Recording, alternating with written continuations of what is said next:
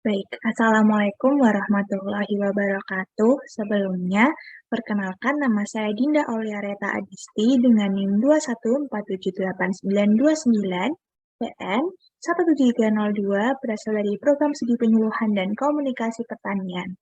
Di sini saya akan memaparkan jawaban ujian akhir semester Statistika Pertanian kelas B. Soal yang pertama adalah mengenai teknik sampling dan juga uji hipotesis. Pada soal yang pertama akan dipaparkan tujuan, teknik sampling, data, uji hipotesis, dan juga kesimpulan. Judul jurnal yang saya pilih adalah Pengaruh Faktor Sosial Ekonomi Petani terhadap Produksi Usaha Tani Sawi di Kelurahan Terjun, Kecamatan Medan Merlan, Kota Medan. Adapun tujuan dari penelitian ini, yang pertama adalah untuk mengetahui faktor sosial ekonomi yang meliputi umur petani, tingkat pendidikan petani, lamanya berusaha tani, jumlah tanggungan keluarga, luas usaha tani, tenaga kerja, dan juga modal terhadap produksi sawi di daerah penelitian. Yang kedua adalah untuk mengetahui pendapatan bersih usaha tani sawi petani di daerah penelitian. Dan yang ketiga adalah untuk mengetahui kontribusi pendapatan usaha tani sawi terhadap total pendapatan keluarga petani di daerah penelitian. Selanjutnya ada teknik sampling yang digunakan. Teknik sampling yang digunakan yaitu teknik simple random sampling yang berciri khas pengambilan sampel secara acak. Populasi yang digunakan sebanyak 128 kakak. Dalam penelitian ini, petani merupakan sampel dengan jumlah 30 responden. Data yang digunakan pada jurnal tersebut adalah data primer yang diambil melalui wawancara 30 orang petani. Data yang terdapat pada jurnal diantaranya adalah data karakteristik petani yang berisikan 11 data turunan, data usaha tani sawi per petani per hektar, dan data usaha tani sawi per petani per hektar per tahun. Data-data tersebut dikumpulkan untuk mengetahui bagaimana pengaruh faktor sosial ekonomi petani terhadap produksi usaha tani sawi. Berikut adalah lampiran dari data di jurnal tersebut.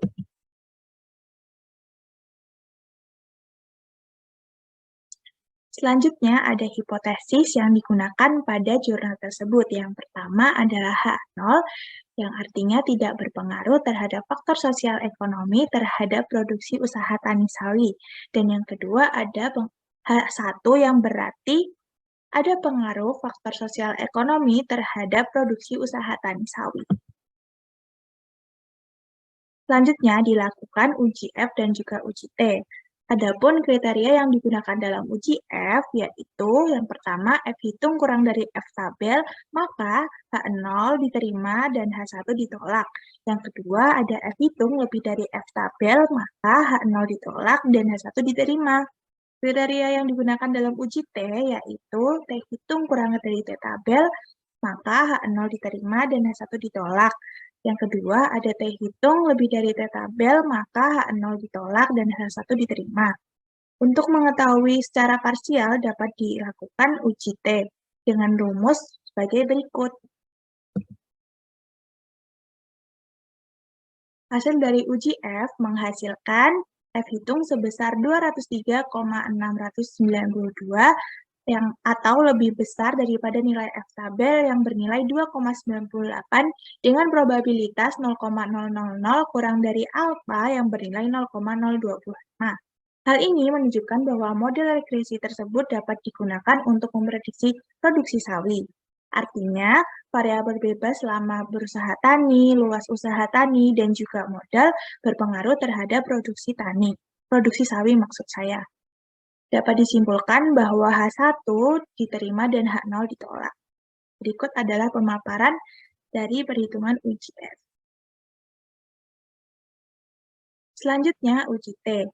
Hasil uji koefisien regresi lama berusaha tani sebesar minus 252,6 dengan nilai T terhitung minus 4,3 atau lebih kecil daripada nilai T tabel yang bernilai 2,98 dengan probabilitas 0,000 atau lebih kecil daripada alfa yang bernilai 0,05. Akan tetapi, pada uji dua arah atau uji two-tail, nilai T hitung minus 4,3 terdapat pada daerah yang diarsir, sehingga variabel lama berusaha tani tetap berpengaruh terhadap produksi sawi. Maka dapat disimpulkan bahwa H0 ditolak dan H1 diterima.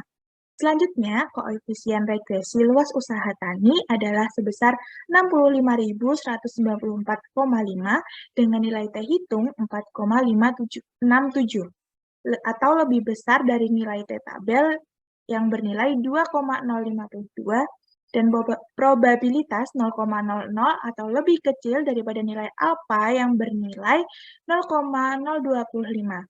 Hal ini berarti bahwa variabel bebas luas usaha tani berpengaruh nyata terhadap produksi sawi. Apabila luas usaha tani bertambah, maka produksi sawi juga akan meningkat atau berbanding lurus. Maka dapat disimpulkan bahwa H1 diterima dan H0 ditolak. Selanjutnya, masih dengan uji T, koefisien regresi modal didapatkan nilai sebesar 0,004 dengan nilai T hitung sebesar 3,476 atau lebih besar daripada nilai T tabel yang bernilai 2,052 dengan probabilitas 0,002 atau lebih kecil daripada alfa yang bernilai 0,025.